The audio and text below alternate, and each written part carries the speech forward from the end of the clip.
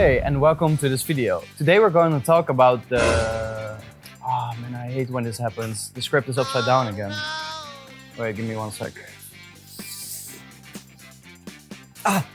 Today I'm going to teach you everything you need to know for the one-arm handstand. The exercises, the progressions, and the one golden tip that nobody explains.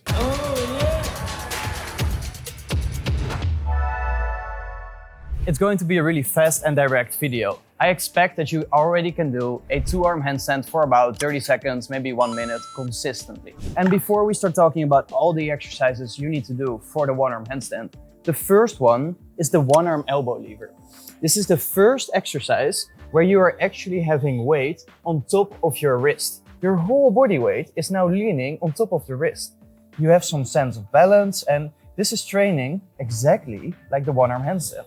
Sure, you are not in the same grip and everything, but you still need to make corrections and stay balanced on one arm.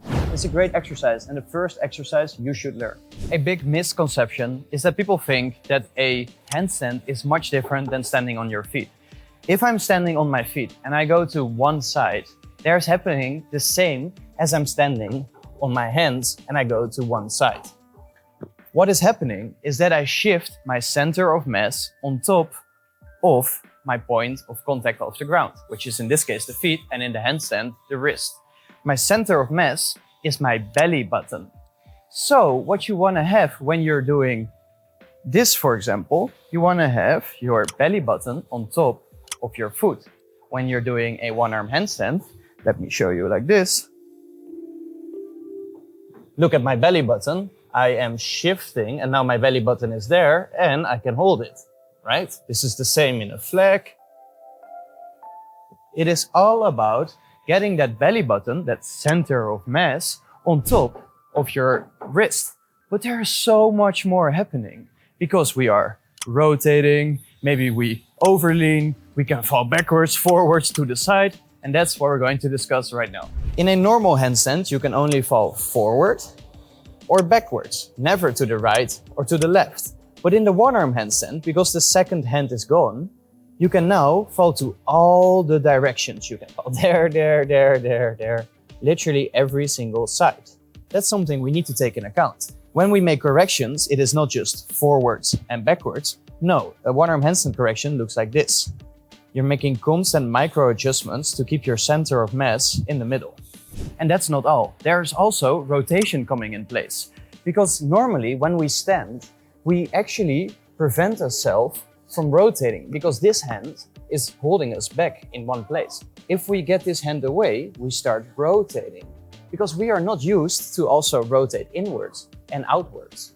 So in your one-arm handstand, instead of just doing this and this, you have to put pressure on every single side, but also internally rotate and externally rotate. But I can understand that this is a lot of information at once. And that's why this is not what we're doing.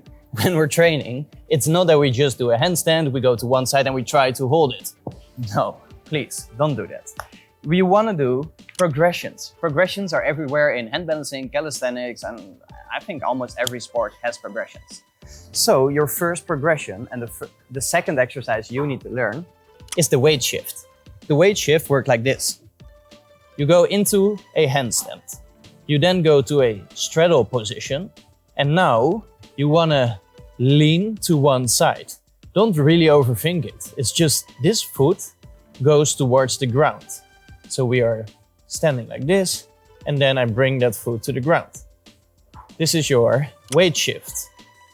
And when you feel that there is enough weight, so your center of mass is already more to this side, then you can maybe already lift one hand and you go to the 5-finger supported hold, which is the exercise you learn after the weight shifts. And the progressions from there are pretty straightforward. It is 3 fingers, 2 fingers, 1 finger, and 1 finger taps. And a little bonus tip, where to look at. It is really important that you look at the correct point. In balance, in every single aspect of balance, when you are surfing, when you're walking on a slack line, it doesn't matter, you need to have a focus point. So please don't look back. Never look back. Come on, we're way past that. You never want to look like this. When you do your one-arm handstand, you want to see your hand. And right here is where you are going to look. So I go into my handstand, I go to a straddle position, I do my weight shift, and all this time I'm looking right here. And maybe you have noticed that I haven't said a single thing about wall work.